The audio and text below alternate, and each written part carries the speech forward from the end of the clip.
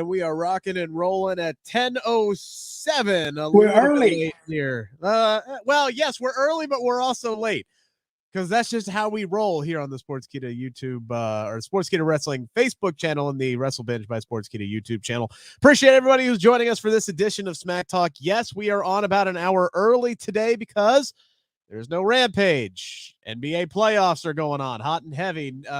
Sid, last time I checked, New York Knicks were doing pretty well as Dutch disappears. All right. Well, he's back. There we go. But last time I checked, New York Knicks were doing pretty good against the Cleveland Cavaliers. I was a little bit surprised about that. We'll see if they can hang on and win there. Your Lakers doing okay so far in the playoffs. Hey, we 1-1. We stole home court advantage. That's all we needed to do. Austin Reeves is him. That's all I'm here for. So NBA playoffs are going on, which means AEW Rampage is tomorrow. So that's going to be airing on Saturday. So we're going to be focusing on SmackDown tonight. We had 2 title matches. We had a no DQ main event tonight between Matt Riddle and Solo Sikoa. We had one of the most random ass matches in the history of premium live events get announced tonight. So we'll dive into all of that. What is going on, Steven and Ozzy and Frantic World and Dean and everybody who's in the chat tonight? Get your questions in, get your comments in. We'll try to get to as many of those as possible as we are with you for the next 45 minutes or so. No Rampage tonight, Dutch, but I do want to talk a little AEW with you. Because you, for those who don't know, and if you don't know, you must have been living under a rock. You are a longtime veteran of professional wrestling locker rooms. You have been around long time. You have been around every ego, every talent, you have come and gone and seen it all. Okay. We have talked ad nauseum on this show about CM Punk and the saga that has been going on with he and AEW wrestling. And this week, we've gotten some major updates regarding CM Punk and the fact that not only is he apparently on his way back to the company, but apparently they are building an entire show and potentially even an entire brand. That's right. I said brand split for AEW surrounding one CM Punk. Reports from Wrestling Observer today, I believe Andrew Zarian was the one who had this, says that AEW has booked the United Center, surprise, surprise, in Chicago, Illinois, CM Punk's hometown, for Saturday, June 17th. And it is believed that will be the launch of the new Saturday show, AEW Collision.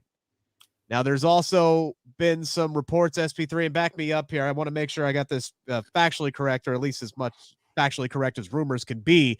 There is potential here that there are still some members of the AEW locker room who do not want to deal with Mr. Phil Brooks, who do not want to work with Mr. Phil Brooks, and AEW may be looking at separating the rosters, boiling it down to whomever wants to work with him or whomever wants to deal with him will be on that Saturday show, and those who don't will not be.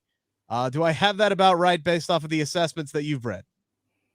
It was more or less there would be first it was reported by Wrestling Observer it would be more of a soft brand split. Then it would be a hard brand split. Listening to Andrew Zarian on the Matman podcast, he said that it wouldn't be just directly kind of people would be exclusive to one show or the other. It would kind of be like, okay, this crew is the Punk crew, this crew is the Elite crew. And sometimes the Elite crew will be on the Wednesday show. Sometimes the Elite crew would be on the Saturday show, and similar with the Punk crew, whatever works out here. I'll try to go on longer as Dutch tries to control his Wi-Fi and stay with us here. But yeah, it's more of a splitting of the roster to kind of work around the issues that is going on with the Elite probably not being keen to working with CM Punk, even though CM Punk, if he wants to make amends or not, he has been told that he should not be in contact with the members of the Elite, Kenny Omega and the Young Bucks. Now, a lot of money involved in this too. Yes, a lot of money. $52 million apparently is involved with this, as they would be making $500,000 for every hour of programming with this Saturday show. So in a year, they would make $52 million per year. And again, according to the reports, CM Punk a major driving force for getting this show done. This is what the Warner Brothers wanted. They wanted that man back on their TV screen. And this is exactly why he's going to be coming back, Dutch. And money is king. And I have to figure that is why AEW is going to go through all the circus and jump through all the hoops to bring this man back. And there's a lot of backstage issues they got to work out here. Well, whether it works or not, you just said it. Money is the king. And if anybody wants to work with Punk, they can come in and work. And if they don't, he'll just say, get them out of here. Because he'll be running that show. He'll have final say in that show. If he got them a $52 million, I think Tony Khan can tell all the rest of them to hit the bricks. And that's what he might do. I doubt it. But Tony, I think, needs to step up and be a boss. Here he doesn't have to be a boss. He can just follow the money here. Yeah. Follow the money. And if anybody doesn't want to work with CM Punk, they got this other show they can work on. Me personally, I've never heard of a deal like this. This is groundbreaking. And all I can say is, since I've never heard of it before, we just got to see if it works out or not. I hope it works out. But the Chicago show, they needed CM Punk for that. They're going to Wembley.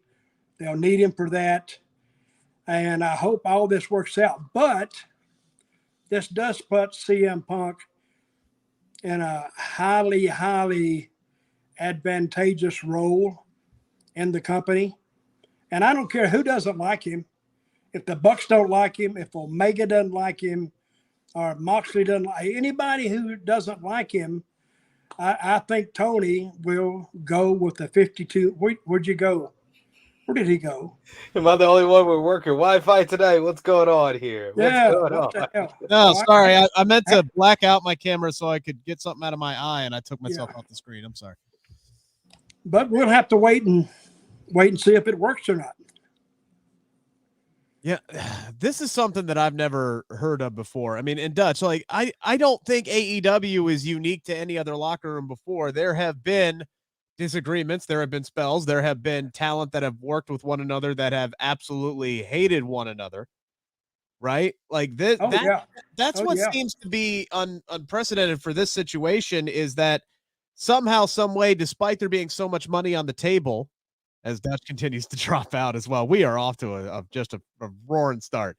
But as AEW pushes toward this Wembley show with a slam dunk main event match, if they could just get everybody on the same page and make a ton of money and put CM Punk and FTR versus the Elite in that hopefully sold out 70,000, 80,000, however many tickets are going to sell at Wembley Stadium, the fact that CM Punk and the Elite still have not been talking to one another. The Elite reportedly may not even be willing to be on the same program as him. And now AEW is acquiescing to that request.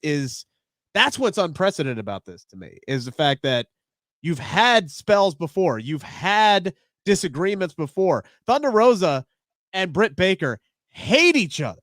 They had their issues, but they were able to come together and make magic and put together a couple of really solid matches, some of the best in AEW. It's surprising to me that with the amount of money on the table here, at least so far, it feels like the Elite and CM Punk, or at least from what we've heard from the Elite's camp, they're not willing to do that. That's what's surprising to me. So the Elite, they don't want to work with Punk. Is that what you're hearing? What we're hearing is that it's more of the Young Bucks are more keen to be working with CM Punk. Kenny Omega is kind of in the position of he's kind of like shrug his shoulders. He's kind of going along with what the majority rules, as far as, you know, his best friends being the Young Bucks. Like I've said before, like I said many of times to you, Dutch, and to Rick, Kenny Omega did nothing. Kenny Omega saved the dog. He saved the dog.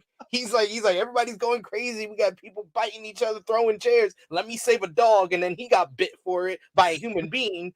But Kenny Omega is kind of like, but the Young Bucks, I can understand, you know, this is someone that they probably you could tell. I can say that there is a chance that the Young Bucks went to CM Punk's locker room to kind of just address what he said and to clear it out, to get it out of the way immediately after. Was that the right choice? No. But did they go into with the intention to get into a fight? I don't think that anything we know about the Young Bucks throughout their almost 20-year career says that they wanted to get into that backstage fight. But what we do know is that CM Punk was very hostile that night, and it seems like he was the first one to throw a punch. So if I am the Young Bucks, and this is kind of the one black eye as far as their reputation in the locker room, and they just want to move past it and don't want to address CM Punk anymore, I can understand if they don't want to work with CM Punk.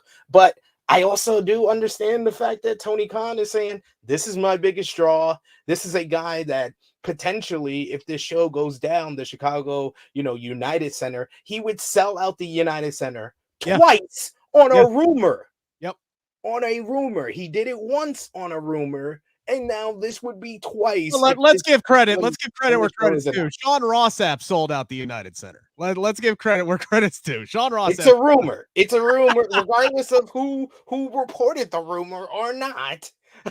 This time you could say Andrew Zarian and Dave Meltzer sold out the United Center. Yeah. Whatever you want to say, whoever was the person reporting the rumor, this would be twice that CM Punk would sell out the United Center on a rumor. That's how big of a draw he is to AEW. Okay, so how did this $52 million deal come about? Did they approach Tony Khan with it? And wanted CM Punk back? From what is being told is that this is a part of, the Warner's upfronts are coming up on May 17th. So this is when they announced that they have like new shows. This is very similar to what happened in 2019. That was around the time that they announced that AEW Dynamite was going to be a thing when it debuted in October 2019. So what it sounds like is that it was kind of a combination of them meeting with Warner Brothers and Warner Brothers saying, hey, we want to give you another show. This is something that's kind of been in the works for a few months, because we heard the first report of them, trademarking AEW Collision, I would say as far back as like the winter of 2022. And now we're here in the spring of 2023. So this is a few months in the making. But I think that with them giving them that show, I think they are basing it around, and maybe it's Warner's going to Tony, or maybe it's Tony going to Warner's. We don't know those type of details yet, but it seems like this is something that Warner's is expecting with this new show, is that CM Punk is attached to it. Okay, $52 million for how long? Well, it would be $52 million a year. So it's $1 million a week. Basically. Wow. 2-hour show. $500,000 per hour. A 2-hour show. Yeah. Okay. Well, congratulations to AEW, and I hope it works. But they call it professional wrestling for a reason. You're supposed to be dealing with pros. And if the Bucks, I think the Bucks are not that stupid. They'll go ahead and they'll work, because they see your pride won't buy a can of beans, but $52 million will buy a lot of stuff. So I've never heard of anything like this, but I never heard of a lot of stuff in wrestling for the last a couple of years.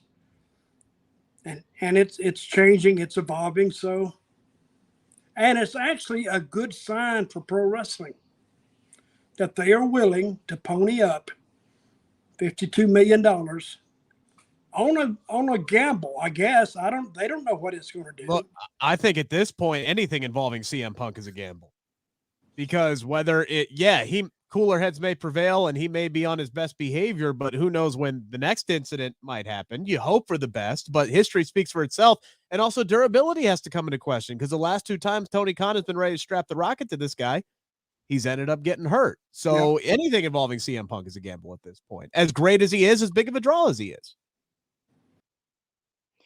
And it's also taking into account that there's also been reports by Wrestling Observer that there's supposed to be a meeting going down between CM Punk and Chris Jericho, moderated by FTR. I would love to be a fly on the wall. Yeah. I want to see what Jericho's attitude about this is. Well, I think from the report of them being willing to have a meeting between Punk and CM Punk and Chris Jericho, that Jericho's willing to do business with this, and he realizes that fans are going to be interested in it. And just Jericho, what we heard also similar reports is that he's the closest confidant to Tony Khan. So I think that this meeting is very important because it's not just about Punk getting on the same page as Jericho. I think Jericho might be able, if that meeting goes well, to be a liaison between a meeting between Punk and the Elite. Because I think that Andrew Zarian did an excellent job of explaining that regardless of them splitting brands and having one crew for Saturday, one crew for Wednesday, that these people are going to have to be in the same building for the big pay-per-views. You brought it up, Dutch, for Wembley Stadium, at All In, for All Out, if they try to go back to the United Center just a few months after this show on Saturday, June 17th, they're going to have to all be in the building for those shows. So they have to be able to share a building together at least one of these times. So I think that it's very important that you have that meeting. You try to get everything out on the table because it's going to be a step-by-step basis. And I think that you can't just expect everybody to get in a room and everything will work out when it's been a legal thing. You have people legally unable to communicate with one another because of how big that blow up was. And the last time I think that we had a blow up of this magnitude, it led to the Montreal screw job, and it led to Bret Hart not being in the WWE for nearly 15 years. So Okay, guys, let's do this. Let's pick the teams. I'm going to say somebody and tell me if you think that Punk can work with them. Okay. Let's go with what about the Bucks? We'll start with the Bucks. They're going to be on Wednesday. Huh? Yeah. They're on Wednesday. Well, we're gonna say Punk is the team captain for Saturday, and we're just gonna put the Elite or the team captains for Wednesday. We could just take them out of this because that's automatic. So the Bucks are out. So the Bucks and Kenny are on Wednesday. Punk is on Saturday. Hangman Page. Wednesday. He's with the Elite. He's on the other team. Yeah. Oh yeah. Oh yeah. Where's Moxley at? Wednesday. So what's Punk gonna have? Chris Jericho. FTR. I can see Hook. I can see Hobbs. The Acclaimed. Britt Baker and Adam Cole. I can see the Acclaim on there. I think Britt Baker and Adam Cole, they're on Wednesday with the Elite. That's their peoples. I'd say MJF, but he only typically works one day a week. So I can see MJF. They treat this like the original brand split, and they have the world champion go on whatever show he needs to be on, and he can be the guy that goes from either show. Where's Jeff Jarrett and Sanjay? I can see Jeff Jarrett. Jeff Jarrett is he's been in business way too long. I can see him on Saturday. Yeah, Saturday. Sure. Oh, he don't give a shit. Yeah. He worked with Vince Russo. Of course, I did too. But hey, it's a job. You still do. It's a job. Legion of Raw every Monday. Who's this? Right here on this Vince channel. Russo. Yes. I know. Vince Russo. You work with him now. Well, I don't work with him, but Dutch. What is going on? I wish they had Cornette. I wish they had Cornette there and Russo. That would really be the coup de grace. I would love to see that. Now they can hire Cornette. They can put Cornette on Saturday because he don't have to work with the Elite. Yeah, because now Tony Khan is going to be booking not only Ring of Honor, not only Dark Elevation, not only Rampage, and not only Dynamite, but now he's already established. He don't book Dark and Dark Elevation. Oh, okay, fair enough. Still, That's a Who lot. books That's a lot that? of wrestling. He lets the kind of like the producers and the agents. He lets the agents kind of work book Dark I Elevation. mean, most of those are enhancement matches anyway. So Yeah. it is what it is. Jonathan Gill saying it just says AEW truly doesn't care about the roster, that Punk will get whatever he wants. I understand that sentiment. I really do, which kind of makes it an interesting situation. But let's put an NFL story up for example today. There were 5 players in the NFL today. 5 players in the NFL today were suspended for violating the league's policy on gambling. Good. 4 of them were members of the Detroit Lions. They all broke the same rules.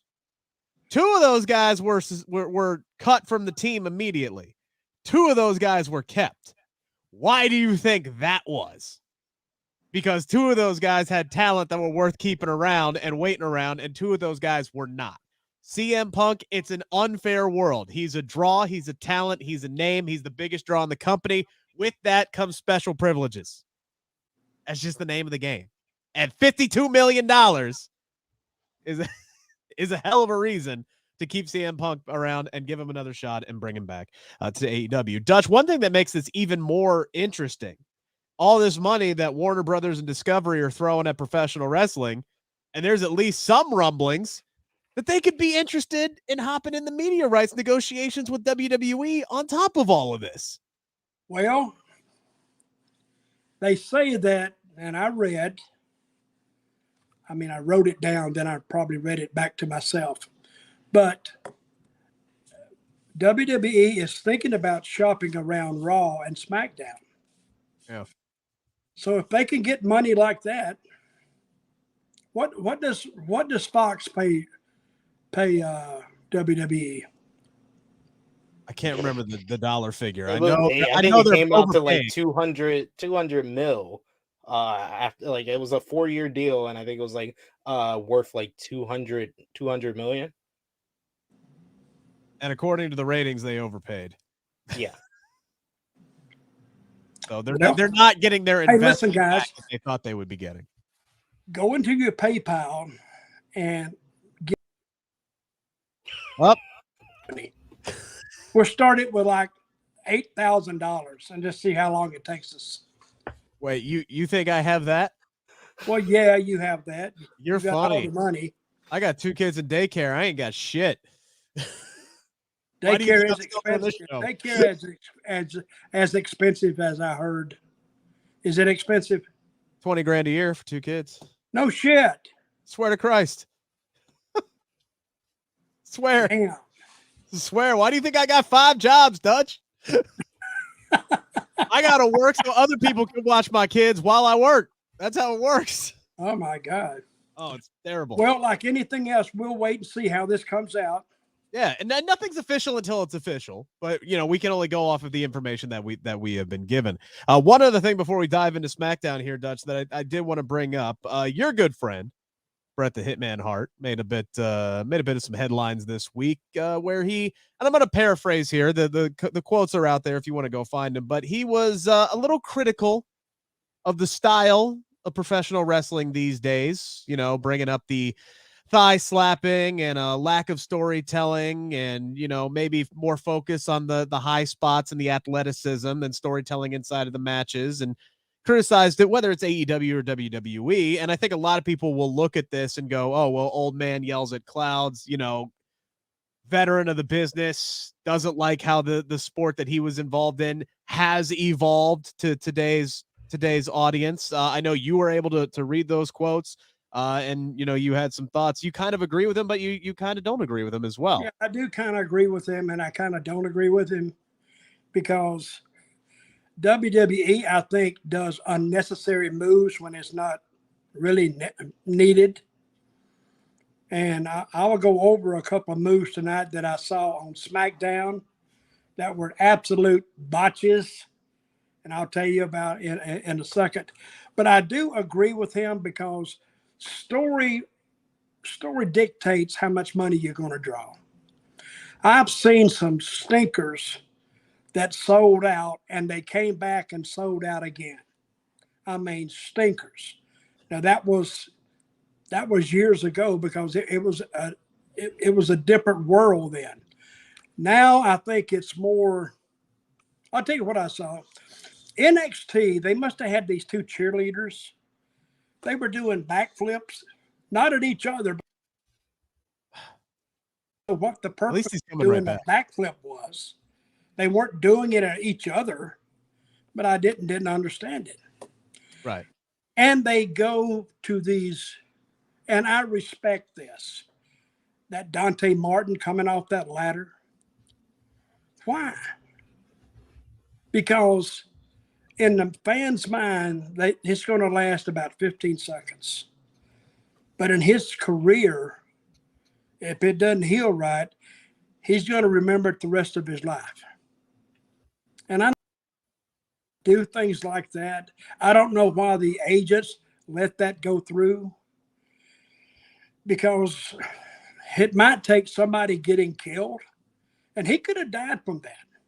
Sure. I mean, that was probably one of the most, well, I've seen crazier stuff, but the way he landed, he could have been paralyzed. Thank God he wasn't. But Bret Hart, he didn't come through the ranks doing all this crazy stuff. He worked on story. Yeah. And believe me, if you want to have a long career in wrestling, every time you go out, even at a reduced schedule. These guys take bumps more in a 10-minute match than I took in a month, maybe 2 months. And as far as coming off a rope or doing this, you couldn't melt and pour me into those moves, because no, I'm not doing them. Period. But this is what I think the AEW guys do. Instead of working for the paid audience or the people at home, a lot of them work for the dressing room.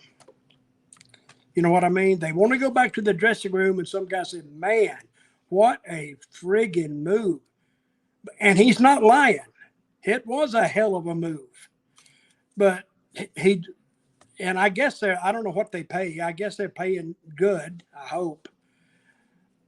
But I've seen guys that did that, and as soon as he would come back through the door in my day, that's what the book would tell him. Quit working for the dressing room and start working for those people out there. I will never forget an indie event that I worked. I was the ring announcer, and the booker that night was Jimmy Wang Yang, and this young gentleman by the name of Lynn Efron did a spot in front of about 45 people where he got choke slammed onto the outside of the ring, missed the matting, and landed on concrete. Basically, he was okay. He was all right.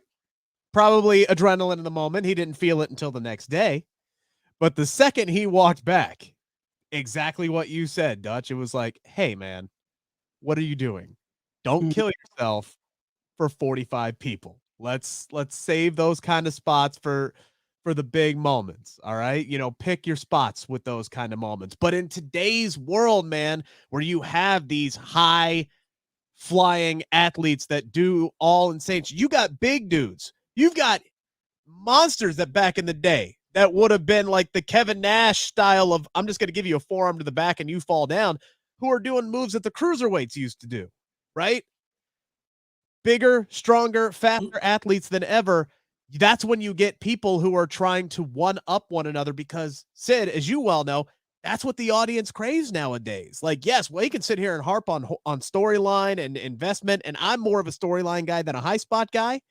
But the crowds eat this kind of stuff up, and when everybody's doing the same stuff, that's when you get stuff like the Dante Martin spot where somebody gets hurt trying to one up and stand out and be memorable. I had a BS in Puerto Rico, and he went out there and he was trying to do cruiserweight stuff. And I got him in the back. I said, what the F are you doing?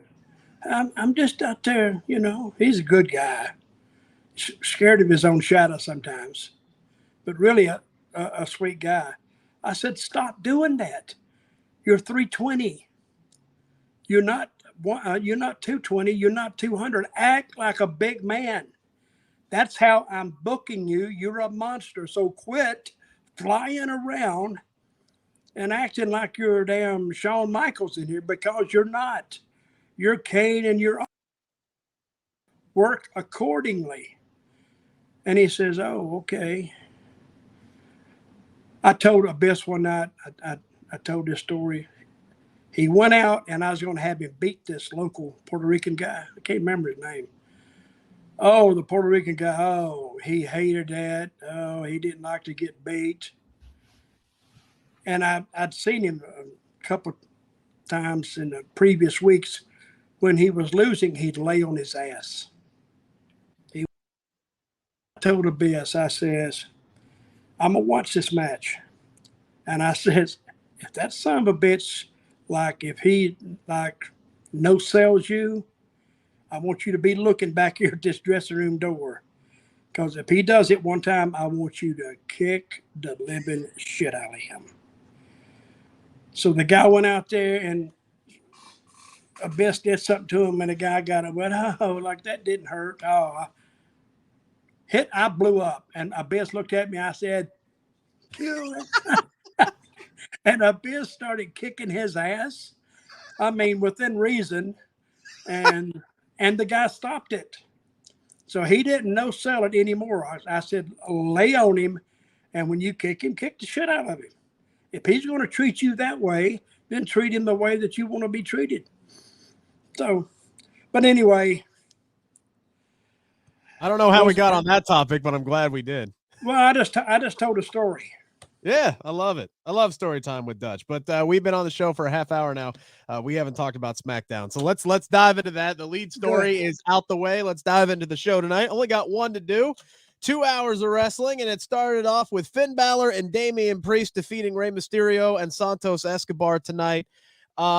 Priest gets the win after Santos had this match won SP3, but Finn Balor was not the legal man. That allowed that allowed Damian Priest to swoop in, hit the South of Heaven chokeslam on Escobar and get the win again. Another LWO loss, which I know you got some feelings about. Obviously, all of this is setting up, right? And here's my thing, SP3. All of this is setting up the return of Bad Bunny. It seems like a no-brainer. We're going to get some kind of tag team match between Judgment Day, Rey Mysterio, and Bad Bunny. So let's just say it's Damian Priest and Finn Balor versus Rey Mysterio and Bad Bunny. Our Bad Bunny then has to lose in this situation, right? Because we can't sit here and expect that Santos Escobar can't get the win over Judgment Day, but Bad Bunny is going to come in off the street after not having wrestling in a year. And what does that do to Judgment Day, and what does that do for Santos Escobar? That kind of makes them look bad by comparison, does it not? No, because they've established that the LWO is just another stable that can't buy a win. It seems like if your name is not the Bloodline, WWE don't know how to book a stable. They just it's either a stable where one guy is dominant and the other guys are there to lose. It's a stable that everyone is there to lose. Damage control. Or it's a stable that's supposed to be baby faces that is over with the crowd and they can't buy a freaking win. Ever since this stable became the LWO, they just lose and lose and lose and lose and lose and lose and lose and lose. What the L stands for, right? Yeah, it's not Latino World Order, it's loser World Order at this point. Like, it's ridiculous. And like I thought this match was pretty fun, but I feel like I've seen this match a few times now. I've seen it. I've seen it already. It's Santos looks good. I felt Rey and Santos are over, but I felt the same way tonight. I said, this looks like 8 months ago. I said, man. Now the second hour was a lot better, but the first hour, god damn, that drug by. Now I will say this though. I do like that Damian Priest has taken center stage with Judgment Day in recent weeks. This is exactly what I was hoping that they would do with him after he had pretty much nothing heading into WrestleMania. He was just the enforcer. Now he has stepped in the limelight. He is the quote unquote leader of Judgment Day heading into this big Puerto Rico show and this showdown with Bad Bunny. So I like what this has done for him. But yeah, man, I get that LWO is racking up some losses, but as soon as they get out of Backlash, like, yeah, they need to start winning some matches. Santos Escobar needs to start winning some matches. If you want LWO to lose, I mean, you got Joaquin who's right there. You got the other guy whose name is escaping me at the moment. Cruz Del Toro. Thank you, Cruz. You got those two guys who could be taking L. Santos Escobar should not lose a match for a while after this, or for a long while after this. Like, he needs to start racking up some wins quickly. I don't see that changing, and the reason why I don't either. And the reason why Bad Bunny and Rey Mysterio should win is because it's Bad Bunny in Puerto Rico. I think if Bad Bunny, if you're gonna bring back Bad Bunny to lose to Judgment Day, if I'm Bad Bunny, can someone tell me in the chat how you say in Spanish? That doesn't work for me, brother. That doesn't work for me, brother. Unless he wants to put over Damian Priest, you know, say he might want to put his buddy over. Yeah, no bueno, no bueno, no bueno for me, or say no job. I'm just saying though, when you have somebody the caliber of Santos Escobar who can't help Ray buy a win, and then Bad Bunny comes in off the street and he's going to be the one that ends up getting a win here in Backlash. It's one of those things where it's going to be. I don't like the optics of it. It's going to be Ray and it's going to be Ray and Bad Bunny versus Dom and Damian Priest, and Dom can lose all the time because he's going to have heat regardless. Sure. He can lose to Bad Bunny, and then he's going to have his heat back the next night. So it's going to be perfectly fine, and no one's going to remember this because they're going to give Judgment Day all their wins on TV the way they've been doing the last couple of weeks. Well, they're not going to get a win at least most likely at Backlash. That would include Zelena Vega, who is getting what she wants. Get a win at Backlash? Judgment Day. Oh, sorry. I'm sorry. Zelena Vega's not in there. LWO. Sorry. Excuse me. I got confused. Anyway, regardless, Zelena Vega is part of LWO. She is getting a match against Rhea Ripley, who will win as part of Judgment Day. So they'll get one. I got all confused there for a second. It's been a long day, folks. Bear with me. But Rhea Ripley is going to defend her SmackDown Women's Championship against Zelena Vega at Backlash and SP3. I know you had some issues with this. Not so much with Zelena getting the match, but how it was set up. Dude, like, I'm a big fan of Zelena Vega. New York's own Zelena Vega from Queens, New York. I've interviewed Puerto Rican. Or is she Queens, New York? She was born in Queens, New York, ladies and gentlemen. I heard people saying, "Oh, this is going to be in her hometown." No, she's Puerto Rican. You could be Puerto Rican, and I'm African American. I'm not from Africa. Like, that's the difference. It's my heritage. It's not my hometown. But like, I understand. I totally understand her being the challenger for, Rhea Ripley at Backlash. And one of my good friends on the True Hill Heat YouTube channel, Stephanie Hypes, even said, Zelena should be an option to verse Rhea at Backlash. And it makes sense because LWO and Judgment Day have been feuding. But the only thing that I said it doesn't make sense is because I literally saw Rhea Ripley beat Zelena Vega on the way to WrestleMania. And the fact of the matter is, Zelena Vega has not won a singles match in WWE in 2 years. 2 years. You stole my thunder. Actually, although SP3, can you tell me the last woman that she beat? I don't care. It's the fact that she just went on national TV and she said the reason that she should be in a title match is because I'm short and I'm Puerto Rican. I literally wanted to turn off this show. This company has no type of like self-awareness. Like, if you're a baby face, your theory to get in a match should be, hey, give me a match so I can prove myself. That's what a baby face does. Dutch, you've been in this business a lot longer than I've even been alive. Is that like babyface 101? A babyface should win a damn match to get a title match, not say I'm short and I'm Puerto Rican, so I should get a shot. I don't know. Carlos Colon said it. She basically walked in there like somebody asking for a raise, but like to their boss, but had like knew they weren't going to get it off their merits of their job alone. Okay. So they had to come up with other reasons why they deserve it. It's like, man, I got kids at home, man. I really need an extra $2 on my salary. That's kind of what Zelena just walked in there and was like, yo, you know, this makes sense, right? We're in Puerto Rico. I'm Puerto Rican. That's why I should get this title shot. I was going to ask the question, SP3. I had it locked and loaded because I know you are a big history buff. When was the last time that Zelena Vega got a one-on-one victory in WWE? So I'll ask Dutch. Can you tell me how long ago it was? The exact date, Dutch Mantell. When did Queen Zelena get her last win in WWE one-on-one? I have no idea. What if I did have that date and I said, "Oh well, June"? I'd be very impressed. I'd be very impressed.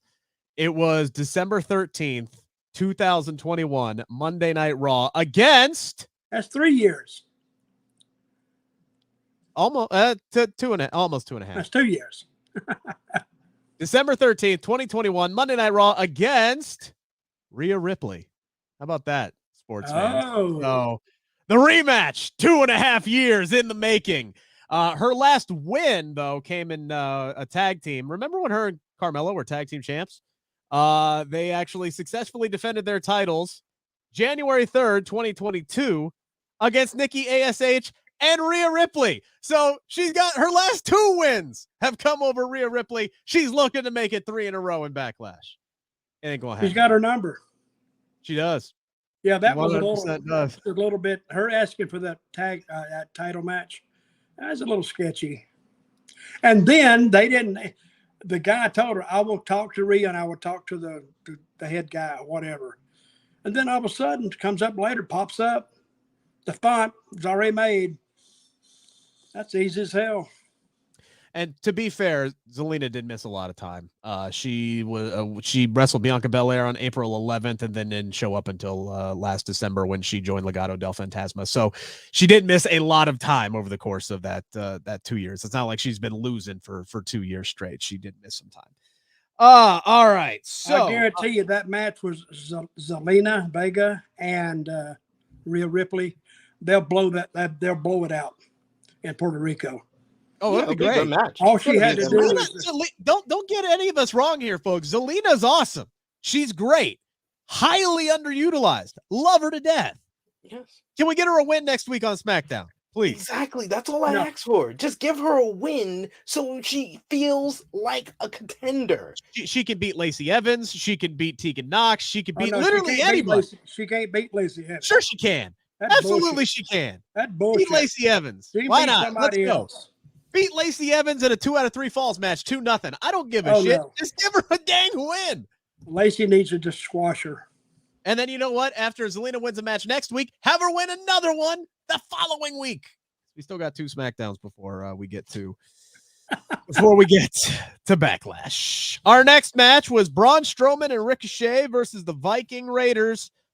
Really weird spot in this one, SP3. So Ricochet and Strowman, they really do work well together. I love their tandem offense of basically being like the Hulk and Spider-Man and him chucking Ricochet all across the ring. Hey, that was the botch. What was Strowman going to do when he threw him in? He missed everybody. That was my question, because that was the weird spot. So Strowman gets hit in the head. He's selling it a little bit, and he goes over to the corner, tags in Ricochet, and Ivar spins around, but he's 3/4 of the way across the ring. And how did he miss everybody? And Strowman just chucks Ricochet right into the middle of the ring. I don't know if he mistimed it. I don't know if he misjudged Ivar's ring placement, but that was a weird spot. And then the other thing, Dutch, is immediately afterward, Strowman rolls out of the ring and just like collapses on the ring apron. So I don't know if he really was knocked for a loop there for a second, but that was a really weird He's not that good anyway. That was a weird spot, man. It felt like, you ever slipped in public and then you try to be like, oh, my ankle. Oh. Oh yeah. Oh, I hurt myself. Oh God, man, I really got to get that looked at. Look, shit happens in a wrestling ring, but yeah, that one was that was an all-timer. That was a new one for me. It's almost like he forgot Ricochet was his tag partner and just chucked him into the middle of the ring like, here, have at him. Oh shit. That's my boy. I literally stopped, hit rewind 3 times. I said, I did too. I didn't see that. I didn't. Oh my God, I did see it. And I went back another 2 times. That's the damnedest move I've ever seen. Ricochet recovered very nicely though. That dude's got that dog in him, man. Like he's freaking good. Ricochet is awesome and stole the show at the end of that match, in my opinion. Jonathan Gill, a goof just like Titus O'Neil tripping. That's almost worse than Titus O'Neil tripping, to be completely honest. With you. Chalking up the shit happens. Sometimes you just gotta laugh, but that was weird. I don't know how else to describe it. That one was weird. But it's weird when Michael Cole doesn't even make fun of it. Like Michael Cole just moved on from it. Yeah. And didn't even mention it. It's all fine and dandy if that's their gimmick, though, with him tossing Ricochet around. But it's the fact of the matter is that this is now 2 tag teams that you have doing that, because that's Raquel and Liv's whole gimmick of their double team move. So it's not very creative, and that did not work out well. Aren't Strowman and Raquel together too, by the way? Yep. Yeah, so that somebody's copying off of somebody's test. Yeah. It's exactly what somebody's doodling somebody else's homework is exactly what's going on there. Let's talk about Liv Morgan and Raquel. They did defeat Chelsea Green and Sonya Deville. Look, I'm going to be honest. There were certain aspects of the presentation of this match tonight I could have done without the water. I could have done without the dialogue and the promo, the heat attempt promo that Chelsea and Sonya got out there tonight. I don't even think that was necessary, to be honest with you, but I like both of these teams. I like both of these teams a lot. I think Raquel and Liv are incredibly fun together. Liv just going batshit crazy and starting off this match with a drop kick because she was ready to whoop some ass after getting embarrassed last Monday. I loved all of that. There were some really fun spots in this. Sonya and Chelsea work incredibly well together. I even like, Sonya and Chelsea getting a taste of their own medicine where they tried to cheat and steal the titles, and then Raquel and Liv pull a fast one on them, and referee was in the right spot to miss that. So I thought this was fun. I think these 2 teams could be a cornerstone to build something much stronger than they've had in a long time with the women's tag team division. Some things I could have done without. Didn't need the water spot at the end, but overall, I thought this was fun tonight, SP3. Yeah, it was fine. It was fine. That's how I felt about this matchup. I'll say one thing about this match. It was better than the Strowman and the Ricochet match. I enjoyed it a hell of a lot better. And I think I don't think the Vikings should have been beaten either. I don't think you need to pin them. They put all this work on them, and all of a sudden they just pin them in a nothing match. Yeah. Steven Chambers asking, any word about Ronda? When will she come back? She's not been cleared yet, according to the Wrestling Observer, which is why right now I think you have Liv and Raquel as the tag team champions. And SP3, I saw people calling for, they wanted to see Chelsea and Sonya win the titles tonight. I do think they made the right choice. I did. Them on Raquel and Liv. They have played hopscotch with these for a little bit here. And as soon as Ronda is good to go, her and Shayna are getting those tag team titles sooner rather than later. So I'm perfectly fine with this. And they left it open in an ending that's going to allow this story to progress as well. There's still meat with this. Yeah, you could tell that Sonya and Chelsea are forming some type of chemistry. They got the matching outfits going on, and they did work well together in this matchup. But yeah, the match was really short, and the water stuff didn't work for me. So yeah, I kind of tuned out. I was just like, this was fine. It was fine.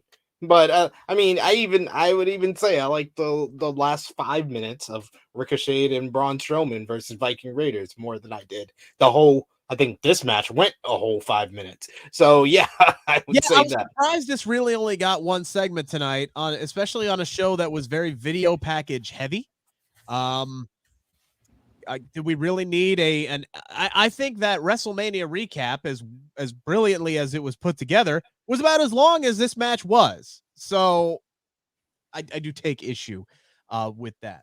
We had an Intercontinental title match tonight. Gunther defending against Xavier Woods. SP3, can we put some respect on Xavier Woods' name? This dude came into this match tonight with a look in his eyes like he was ready to prove something. And I don't think a lot of people, and maybe I'm wrong in this, but I don't think a lot of people expected Xavier Woods to come in and try to go punch for punch with Gunther. But that is exactly what he did. He took Gunther's style and shoved it right back at him. And I love that that's the story they decided to tell tonight.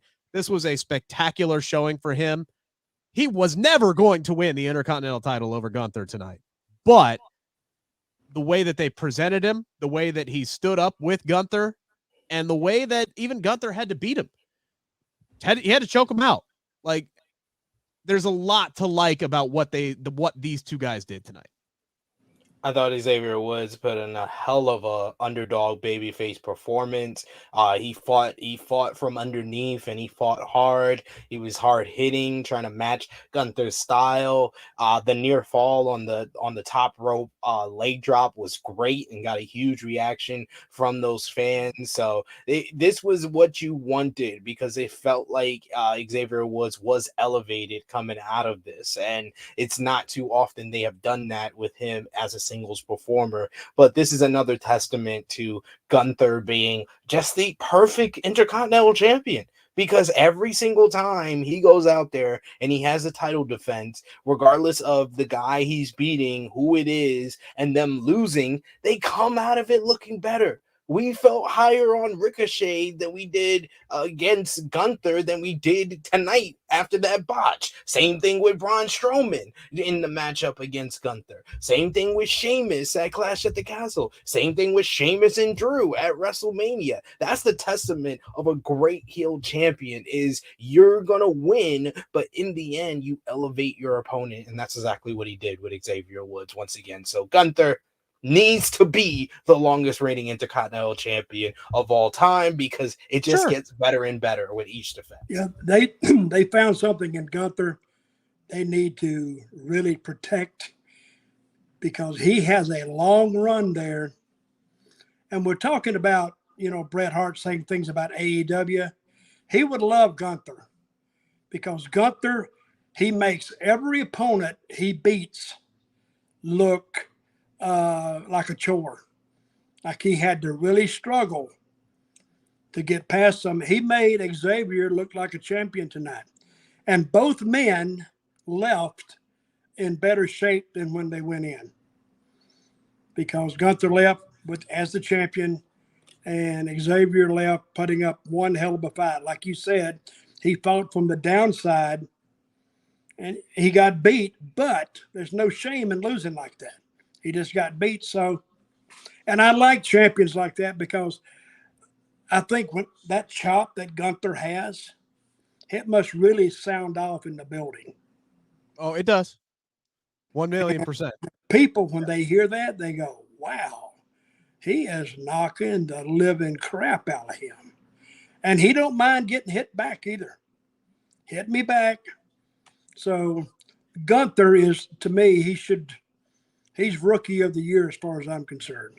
I mean, the match that he had at Mania with Sheamus and McIntyre was my favorite of the entire weekend. Just three big burly dudes just beating the holy hell out of each other.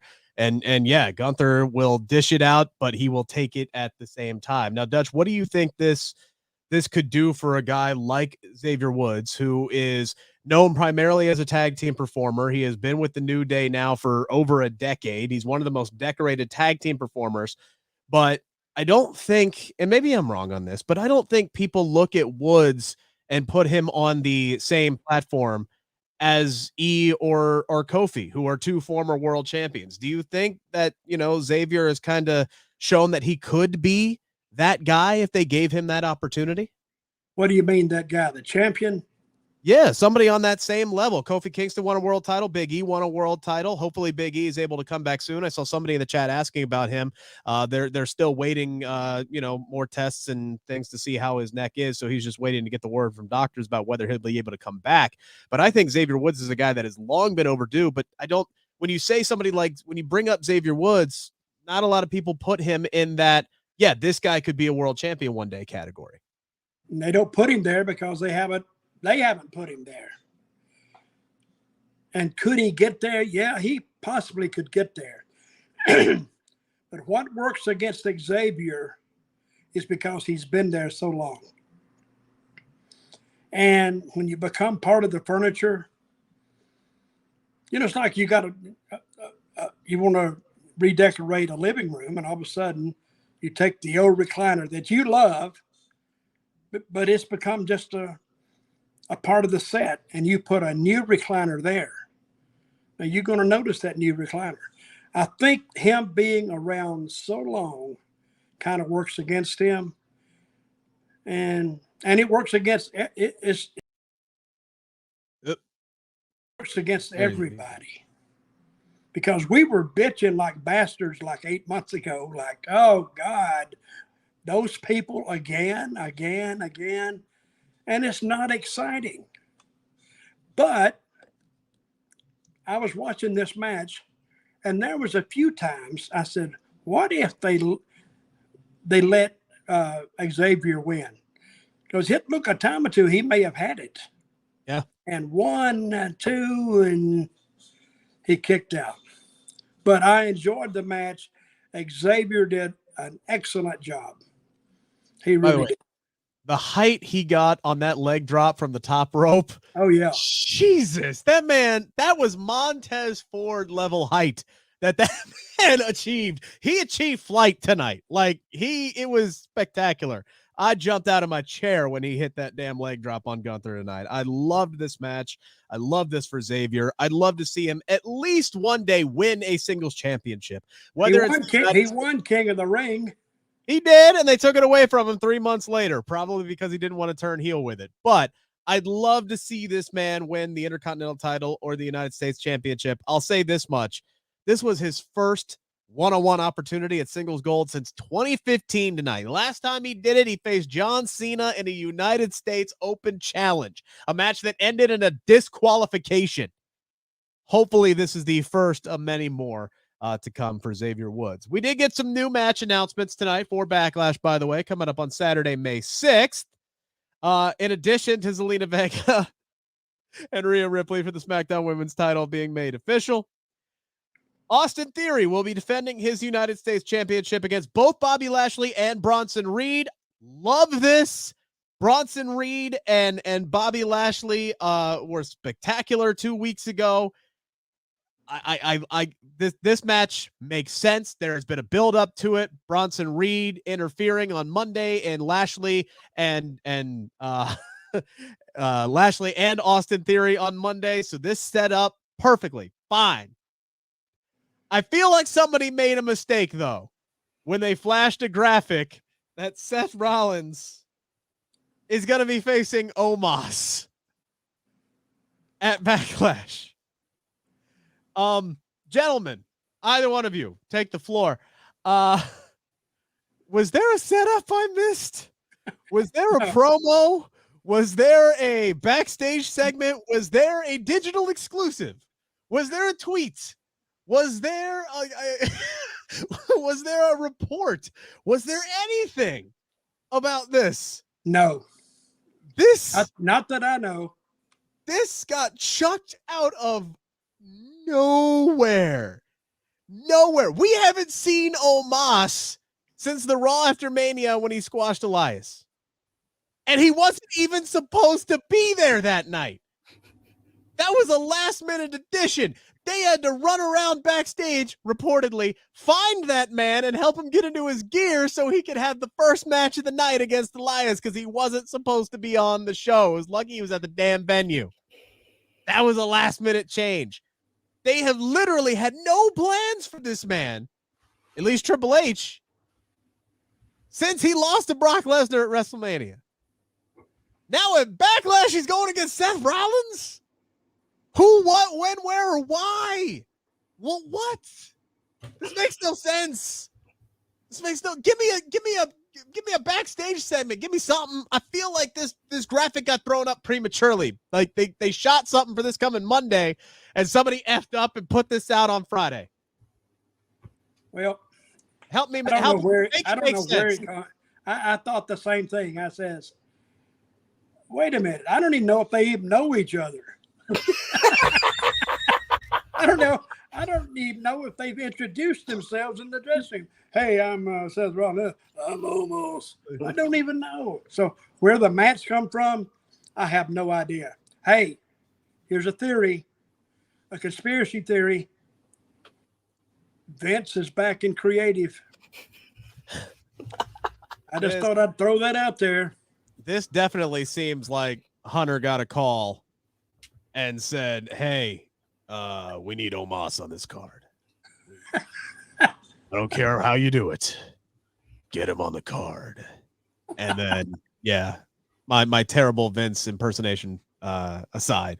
Yeah, Hunter's like, all right, we'll throw him a bone. Here, you can go face Seth Rollins. So Rollins is coming off of WrestleMania where he just beat Logan Paul, his first WrestleMania win in 3 years, SP3. This is a guy who has done the job. He has done the job for this company. And it's looking like he's going to have to do the job again. He's put over dudes like Austin Theory, like Edge, like Cody Rhodes, like Cesaro, and Kevin Owens. Omos has not beat anybody of substance in quite some time. He's going to beat Seth Rollins at Backlash, isn't he? He's going to beat Seth Rollins. Please. He's going to beat Seth Rollins at Backlash. I think this is a setup. We thought the Omos Brock Lesnar match was a setup at WrestleMania. Well, they could get by with that probably. They did get by with that. They did. Yeah, it overachieved. It overachieved. It achieved exactly what I thought it would achieve. 5 minutes, not that very entertaining, and then a big spot at the end. But the live crowd ate it up the entire time. And that's because it was the first match on the show. you could. I would not have ever put that match first. No, I want people going, oh God, this is horrible. It wasn't that bad, but and I don't know about you, but I didn't see them eating up the out of the 5 minutes that we got, how 1.5 minutes of it was a bear hug. I didn't see them going crazy. Bear hug, yeah, bear hug, yeah. I didn't see. Oh, they ate it up. No, they popped for the F5. They saw a big guy at F5. Of course, they're gonna pop for that. What are we talking about? This is what I was talking about on social media. I was like, if you thought the people overrating Brock versus Omos was something at WrestleMania, I can't wait for Omos versus Seth Rollins and people saying that this is the greatest match ever, because that's what Backlash is known for. Backlash is known for giving you the greatest wrestling matches ever. It happened in 2020 in a performance center with fake crowd noises and all of that, and now it's going to happen in front of what, 20,000, 30,000 in Puerto Rico, and they're going to eat it up. They're going to eat up Seth selling for Omos and then pulling out a superplex into the Falcon Arrow on a 7'4" guy and then hitting the stomp. I would love to see it. And they're going to pop. They're going to eat that up too. But this is the most pick a name out of a hat match that I have ever seen on a major WWE event. Someone brought up to me that, they had random matches on the WrestleMania 20 card. Well, I mean, WrestleMania 36. I was like, well, they had a whole pandemic for a reason why it was random there, but they don't have a reason why this is. How is the matchup that everybody knows is going to happen with Bad Bunny and Rey Mysterio versus Judgment Day not announced, but this is announced? Like I said, this screams, oh shit, we announced this one day too soon. Like, at least Brock versus Omos got a challenge. This has got nothing. Like, Seth Rollins has been pretty much directionless since WrestleMania. He came out the Monday night after Raw, looked like he had no idea what he was supposed to be doing out there. He's got producers talking in his ear. He's waving his arms up like, what am I supposed to be doing here? And then he just chucks the damn microphone while everybody in the crowd sings the same 4 bars of his song. He misses a week, probably due to travel issues. And then he puts on a banger with Miz on Monday, which was spectacular. Great. One of the best Miz matches we've seen in God knows how long. But he's had no story. He's had no nothing. He's just been there the last few weeks. And now he's getting this random ass match against Omos at Backlash. I don't understand it. It feels like he's in a holding pattern waiting until he gets drafted to SmackDown next week. Okay, Rick. Yes. You heard Triple H say the story's never finished. Correct. So let it play out. Ugh. See, Puerto Rico is sold out anyway. Right, sure. So they don't need to burn anything with Seth right now. That may not even be the reason. Well, why? To me, this screams the fact that he's coming to SmackDown, because why would you start any storyline on Raw when he's going to be moving to the Blue brand, unless whoever he starts feuding with is also going to be moving over to SmackDown, which kind of, if you do that too much, it telegraphs where everybody's going to be going, kind of a thing. But regardless, we'll see. We'll let it play out. We'll see what they say. Here's my question, Dutch. Do you think Seth even knows that he's facing Omos at this point? Well, I hope he does.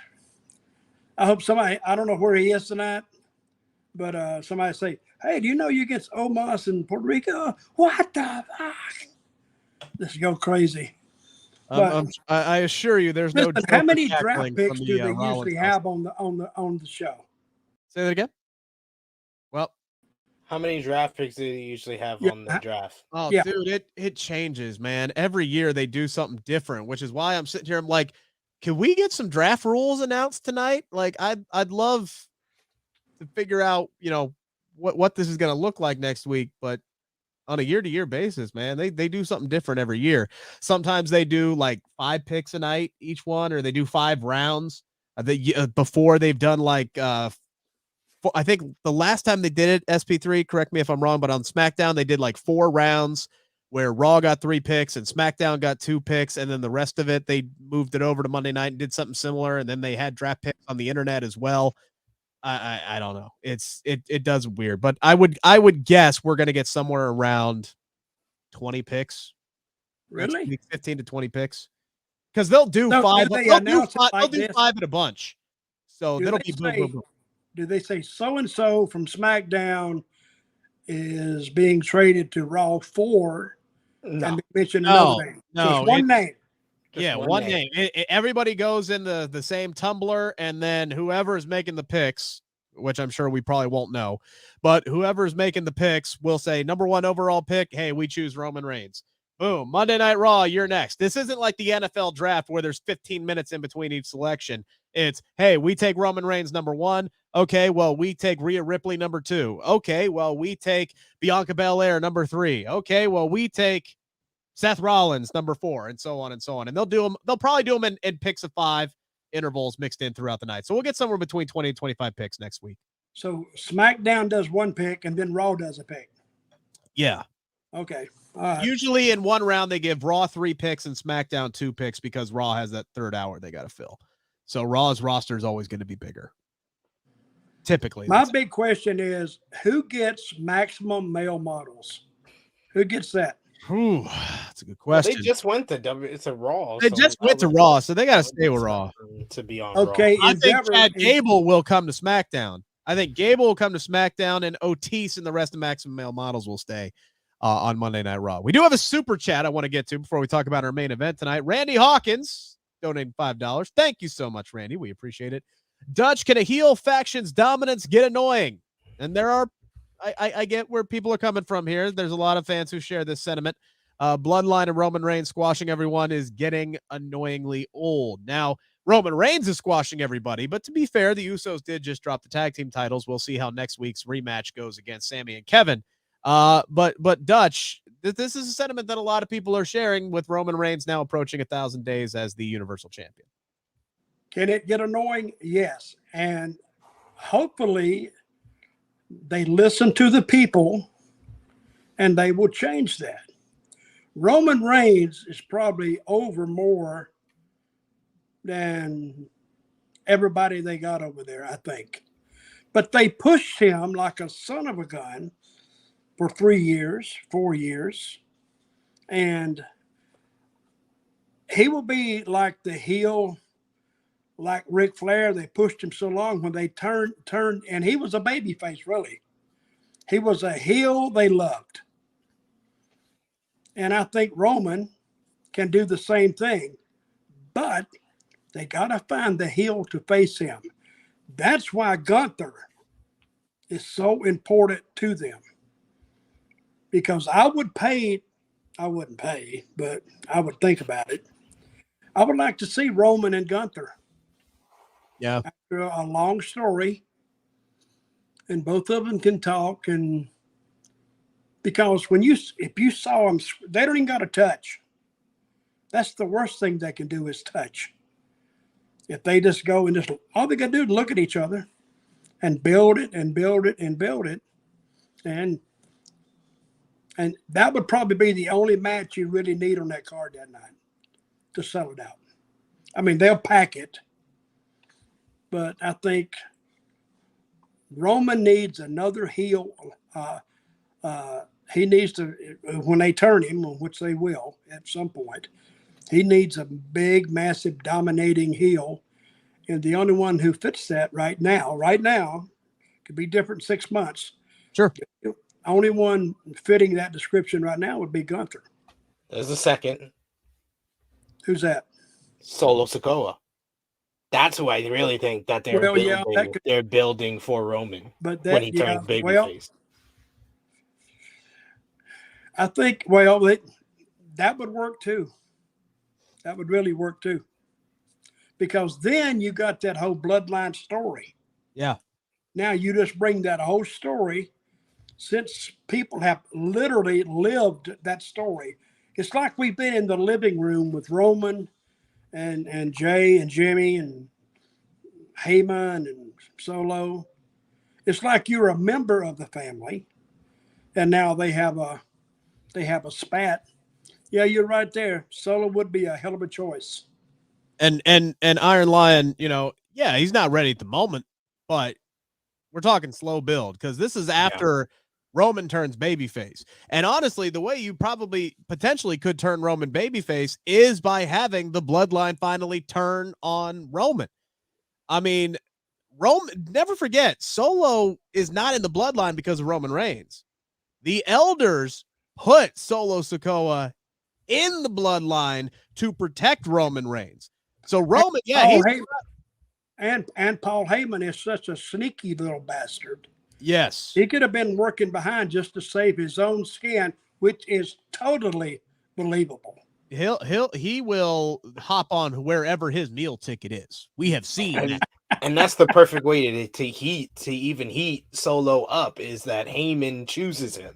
If Heyman chooses him as the next horse that he's gonna ride out, that's another way that gives Solo someone who can talk for him, someone who could cut promos. Then Roman doesn't need Heyman to cut promos for him anymore, and you can have the back and forth between Heyman and Roman with that, and they basically can just redo the Punk Heyman feud that we got back in 2013. Solo, you could say whatever you think about Solo not being ready. He's not ready as far as having the star power to go against Roman Reigns, but I've seen him have good matches with Sami Zayn and Kevin Owens and Matt Riddle and Rey Mysterio this past one day. All he has to do is be serviceable in that part, especially if they put him with Paul Heyman and make the bloodline still keep going and the bloodline turns on Roman. They have everything they need to make Solo the kind of final boss for Roman to overcome and destroy the thing he created in the bloodline. Sure. Okay, write that down, Rick, and we'll take ownership of the copyright of it, and if they use it, we'll sue the shit out of them. All right. That they heard it here. Okay, Sid. What'd you say again? If they use it, we'll sue them. I'll go back and transcribe it later. Chris Alford saying Roman sucks as a babyface. To be fair, the correct terminology is Roman did suck as a babyface. Yes, we haven't seen what this Roman Reigns looks like. as a babyface. The suffer and succotash days are long gone. Let me see what this just badass, calm, cool, collected Roman Reigns, who now understands himself, who now has the confidence in himself, the man who on the biggest stage of them all will just catch a microphone off the top as it's chucked at him with one hand and just wink back at his opponent like it ain't no thing. This Roman Reigns could be a monster babyface. I would love to see what that looks like. Another super chat from Randy Hawkins. Heyman might just go back to Brock. Would not be surprised. No, that would be regression for the whole Brock character. Yeah, let's cut some new ground. Let's same different. Going back to Brock is just rinse and repeating. Yeah, and I would say that Solo needs Heyman a whole lot more than Brock does. If anything, the separation of Brock and Heyman shows that Brock didn't need Heyman talking for him all those years. Brock can do just fine by himself. And by the way, Brock introducing himself has surpassed Heyman introducing Brock Lesnar. So we don't need it. And yes, Randy Hawkins with another super chat that I brought up earlier. Vince calling audibles. Yes, I think that's a given. Vince is going. Here's the thing. Yes, Triple H is in the weeds. He's the one at the shows every week. He's the guy who's got final say on the nitty-gritty stuff and moving one place to another. But if Vince picks up the phone and says, hey, look, I want to do something, we're going to get Seth Rollins versus Omos at Backlash. That's just how it's going. I got a question. Yes. What do you think what are they going to do with Cody? What do you think? To me right now, to answer your question, he still feels like the guy who's going to beat Roman. It just depends on when. Whether it's at SummerSlam, whether it's at WrestleMania 40 in Philadelphia. Excuse me. Right now he's got Brock Lesnar at Backlash. That match is going to be very telling how quickly he gets back to Roman. If he wins, probably he's going to get his rematch at SummerSlam. If he loses, it's probably going to be WrestleMania. That's just what it feels like, but so much can change between now and then. But remember Dusty, that hard times, and he struggled and struggled and struggled and struggled. And that could be the long-term idea about Cody, that he can't win the big one. After he said, I'm going to win it, and he just can't get there. And then all of a sudden, out of the blue, time's running out, he's getting older, and he wins it. I mean, they have some really interesting twists and turns they can utilize in WWE at this point. And whether they were planned out or all of a sudden now, since they have all the machinery or the motor almost built, it just makes sense to do these things. But it gives them a hell of a lot more to think about. I wouldn't be surprised if Cody loses at Backlash, then beats Brock in Saudi Arabia, because Brock's gonna want that Saudi payday. Sure. And then Cody wins the Money in the Bank and says he's gonna cash in at SummerSlam. He announces his cash in. He calls his shot, and he wins at SummerSlam for the undisputed WWE Universal Championship. Because that is a huge undertaking to take this to 40. To take this to WrestleMania. It is. It's ambitious. It's ambitious. You know what I think it is? Ambitious. Oh, you said that. Oh, I'm sorry. You were thinking the same thing. I did. Look, I think one thing's for sure. I think all bets are off after Night of Champions, because that's going to either be the day or the day before Roman hits 1,000. So he's going to defend his title. Day. That's the day. May 27th. Roman 1000. They should have just changed the name to Night of 1000, not Night of Champions, Night of 1000. So Can't Roman. Wait. Okay, let me ask you this. Yes. Why is the 1000th day so memorable? He didn't beat Bruno. We haven't seen it since 1988, the year I was born. Same. And who did 1000 days? Pedro the immortal Hulk Hogan. Yeah, so Roman will become the 6th, I believe, if that's correct, the 6th person ever to hold the championship for more than 1,000 days, which honestly, Dutch, as you know, that was easier to pull off back in the territory days. Now, all of a sudden, like that's on television, holding the same championship for 3 years, for almost 3 years. That's let me ask you never this. been done before. It's unprecedented. Sid, let me ask you this. How many days a week? I'm not that familiar with the old WWF. They had matches every day. They were booked somewhere every day. How many days of the week did Bruno actually work? I would say he probably worked maybe 2 or 3 days. I don't know if all of those were like he was defending the title, but it was more of like the live event days, the house show kind of days where it was mostly that they would have the big garden shows, the big shows in like Pittsburgh where he's from, the major states, they would have big shows there. But I think he was at best working maybe 1 to 3 days a week. So he didn't make the B show like Rochester or something like that, right? I don't think so. I don't think so. I don't think he did either. Yeah. So the people that have hit 1,000 days is Bruno Sammartino, Pedro Morales, Bruno Sammartino again, Bob Backlund, and the immortal Hulk Hogan. Now Bruno has the longest reign, like almost 7 or 8 years, right? 2,803 days was the second he was the second ever WWE champion, and he held it for 2,800 days. Damn. I mean 28,000 2,800 days. 28,000. I was about to say that's too long. 2,800 days was getting Roman to 1,000 this day and age is an accomplishment. Let's just hope their end game is not 2,900.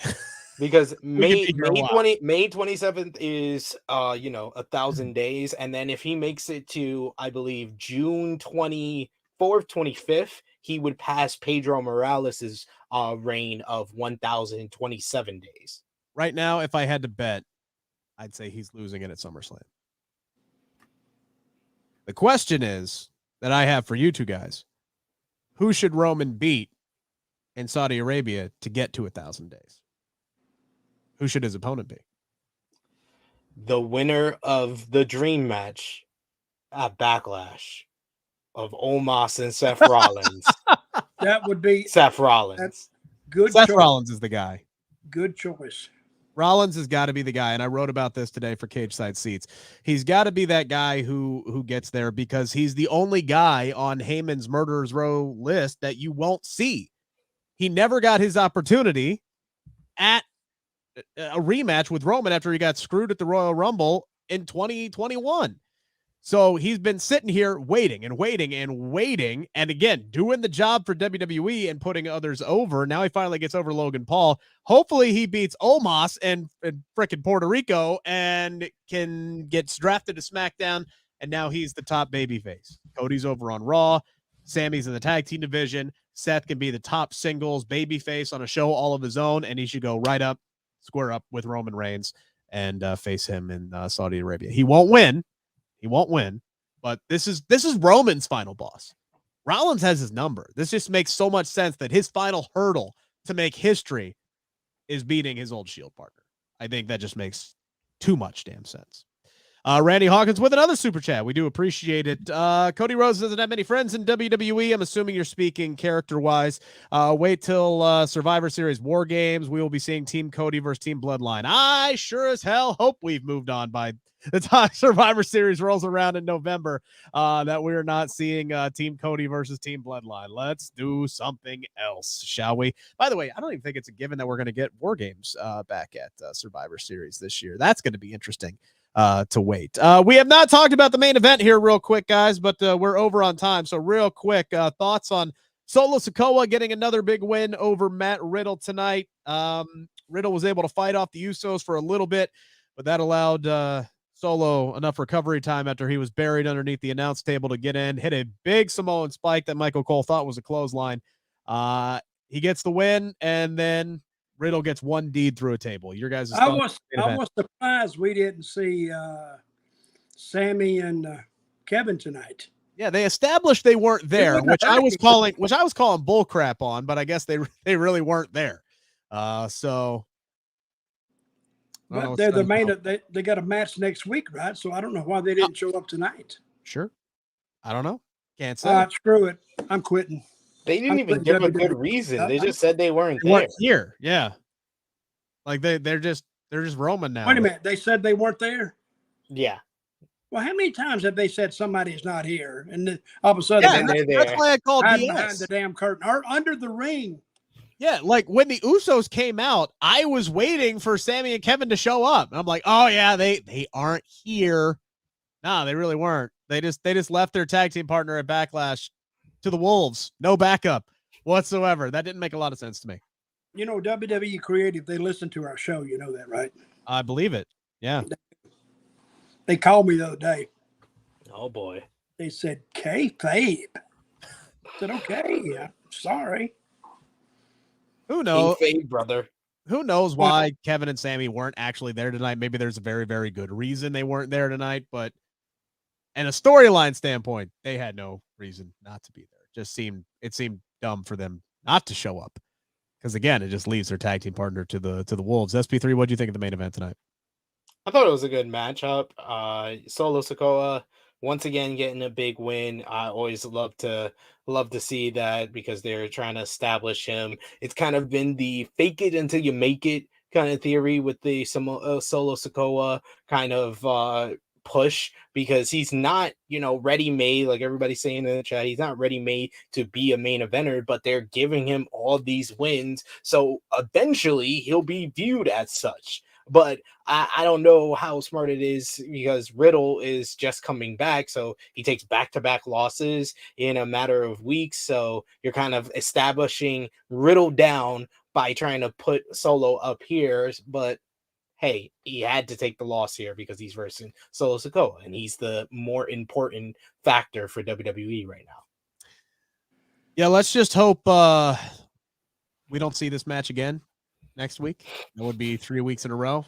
We haven't gotten a ton of rematches in the Triple H regime, but since Vince has come back, rematches have been a little bit more frequent. I don't know why we'd have a rematch in this one. It would be the 3rd week in a row. I'm like, didn't we just see this? And I'm like, yeah, actually we did. We just saw it. Just saw last week's main event. Ozzy with a super set chat says Dutch is getting tired. Are you getting tired there, Dutch? No, but I am getting tired of those $2 damn tips. Listen, if you're going to send something, brother, send at least 5 or 10. Like Randy. Like Randy here. Yeah, all right, Randy. He says, I know Dutch is retired, but I wish he would book WWE and save us. Randy did a $5 deal. I mean, we got a $5 minimum on this table. I mean, quit throwing that damn $2 bets down. I'm kidding.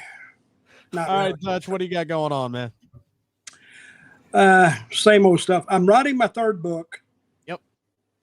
I haven't come up with a title for it yet. I'm going to say My Life with 2 Idiots. Oh, I'm sorry, guys. I'm sorry. I wasn't talking about you guys. No, but I never assume. I'm No, I'm writing my 3rd book, and it's going to be more of the Dutch you don't know. Oh, it'll still be funny, but I'll tell a lot of things about how I got in the business and kind of how I grew up, because nobody knows that, and I think it needs to be told. The books that I write are old stories. If they're not documented and written down somewhere, they'll just fade off into the sunset.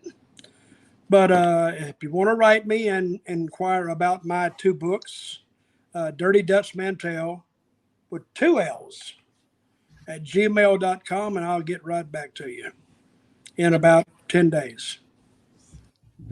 5 to 10 business days. SP3, what you got going on the True Heel Heat this weekend? Tomorrow, 11:05 a.m. Eastern Time, True Hill Heat Flash Hit Podcast. It'll be myself, Miss Chrissy Love, Top Guy JJ, talking about this week in wrestling. CM Punk returning in June, the new show on Saturday for AEW. We'll talk about Becky Lynch, Hangman Adam Page, and Drew McIntyre all having contracts that are near expiring. So we'll talk about this week in wrestling. Preview this weekend, got Stardom All-Star Grand Queendom with Mercedes Moné versus Mayu Iwatani. So we'll talk all about that tomorrow, 11:05 a.m. Eastern Time. All right, guys, we will be back next week. Regular One more time? question. Yes. Mercedes Moné says she's not going to quit the business until she's as famous as John Cena. Any possibility? As soon as Hollywood gets a hold of her. Yeah. I mean, she did great in Mandalorian. So, I mean, I got a thumbs up. I would love to see her in more roles. If it's a part of Disney, if it's part of Marvel, I think that she can. And she's saying that she's not leaving Japan, so she's going to be sticking around New Japan and Stardom, and maybe having more dream matches outside of that circle as well. So I'm very interested in Mercedes right now. She's only 30 years old. 31. 30. Is she 31 now? Okay. Yeah. Still, I'm not going to doubt that woman doing anything that she says, because anything she said she's ever going to accomplish, she's accomplished. So why should I doubt her? We will be back next week. As far as I know, Rampage is back in its normal time slot, or is it going to be different again? No, I believe it's coming on at 5:30 p.m. Eastern, Dutch, next week. Oh, I'm not watching it. That was my. Hey, I'm a part-time employee here. That's working full-time at 5:30. 5:30 on Friday. Yeah, on Friday. Oh, yeah. I'll watch it. I'll try to watch it. Well, we'll be back at 10:05 then after SmackDown, and we'll see just how much Dutch Mantell has watched. Take care. Have a great weekend, everybody. See you guys.